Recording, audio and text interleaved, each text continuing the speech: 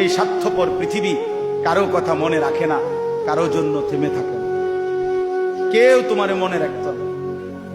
তুমি মরে গেলে কারো হাতে সময় নাই তোমারে কান্দে লইয়া কান্দনে, কারো হাতে সময়। এ বাফেরে দুপুর বেলা জানাজা দিছে, আসরের পরে বাফের জানাজা হইছে, কত কান্দা কানছে জিফুতে।